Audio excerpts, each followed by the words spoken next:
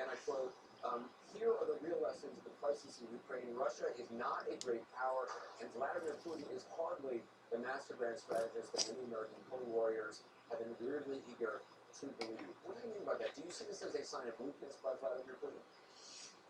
Well, I think he played this all along. I mean, look, the Crimea has basically been a Russian possession for a long, long time. It's formerly Ukraine.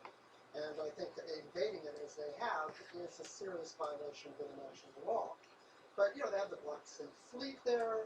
Many people in Crimea regard themselves as Russians.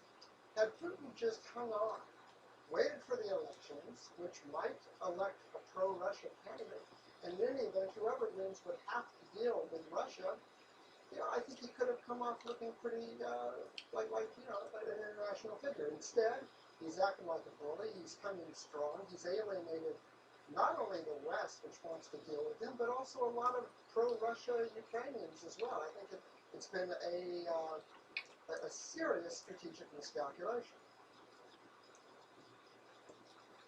So, Fred, we only have about a minute left. You talked about the idea of ignoring Vladimir Putin. What do you mean by that? Well, I mean, initially, to solve this crisis, he has to be involved. This has to be a joint Russian solution. As Secretary Kerry has said, Ukraine-Russia relations go back, you know, 1,000 years or so.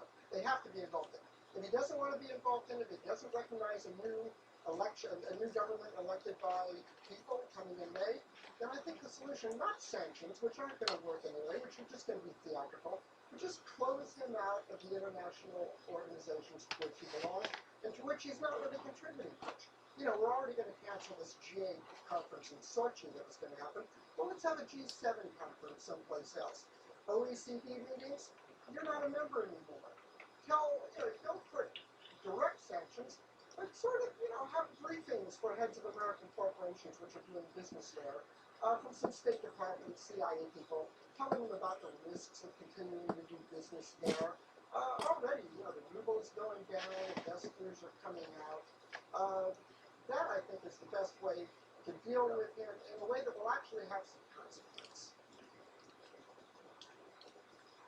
And Fred, I wish we also had more time again because the Secretary's comments have been truncated. Check out Fred's article on Slate.com. Fred, thank you, Captain. Thanks so much for joining me. I'll be back live from Kiev RAC 360 at 8 o'clock Eastern Time tonight, 3 a.m. here in Kiev for our international viewers questioning business as an expert. Domestic viewers in the United States.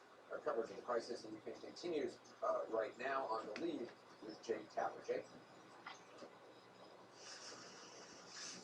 As tensions ratchet up in Ukraine, the U.S. and Russia are now deploying a tactic they had not yet attempted, actually talking to each other face to face.